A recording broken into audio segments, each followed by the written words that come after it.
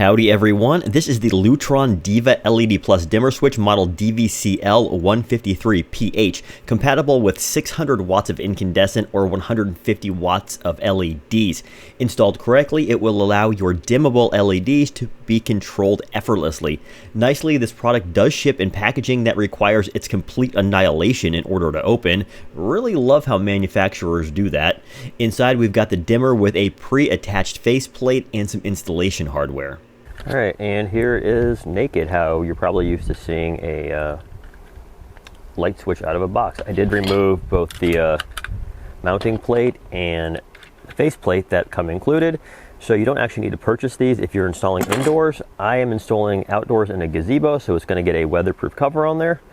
On the back, we do have, that is our control for three-way wiring, which I will not be using. Then we have in, out, and our ground. So pretty straightforward to wire after that. All right, so if this is your first time looking at an electrical box wired for a lighting switch, I mean, here's your basic components. This is a new installation, so the wall's kind of still opened up. This side right here is basically power coming in. The black is going to be your hot. The white is going to be your neutral, and the bare is going to be your ground. This side is going to the switch. Going to the light itself. So again, hot, neutral, ground. In this case, we don't need the neutral wire, so we're going to take the two whites and we're just going to bond them together. Sorry, I shouldn't use the term bond. Bond is a term typically reserved for basically attaching something to ground. I discarded the yellow wire nuts it came with just because I vastly prefer these Wago lever nuts. So snap it in, one down, one. Bring in that other neutral.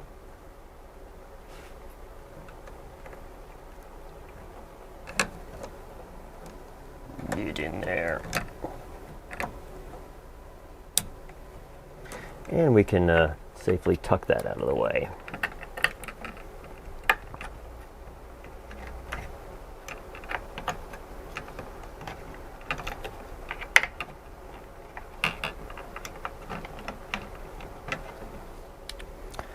Next up, I like to work on our ground.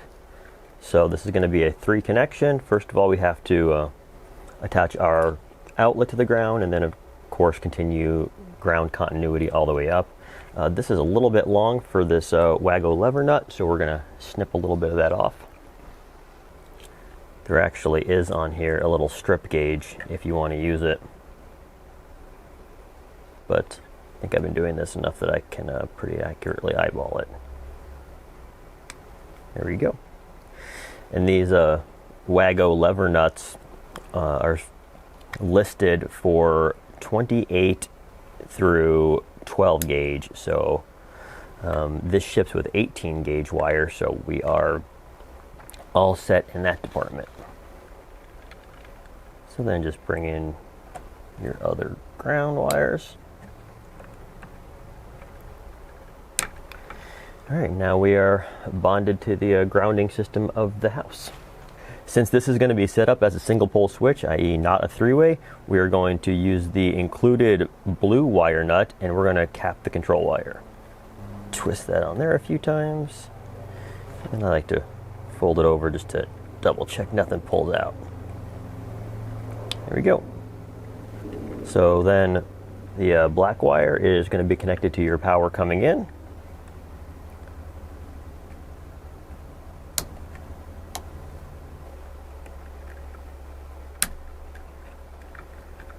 And then the last step is to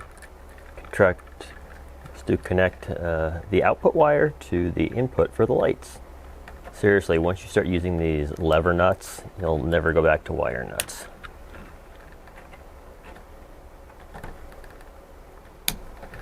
And there is the basic wiring setup, and then we'll just kind of push all that back in there and put our cover plate on there.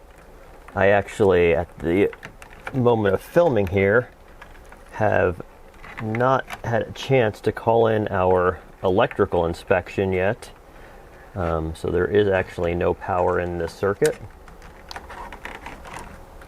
and these boxes can get a little tight.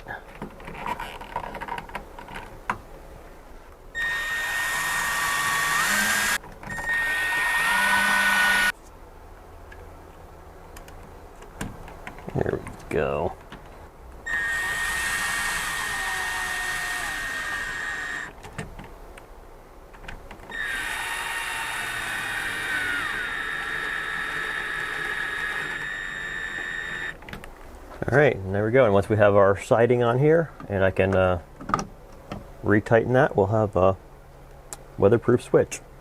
And here it is in all its final form. Glory works fantastic with my recessed ceiling LEDs in an outdoor gazebo.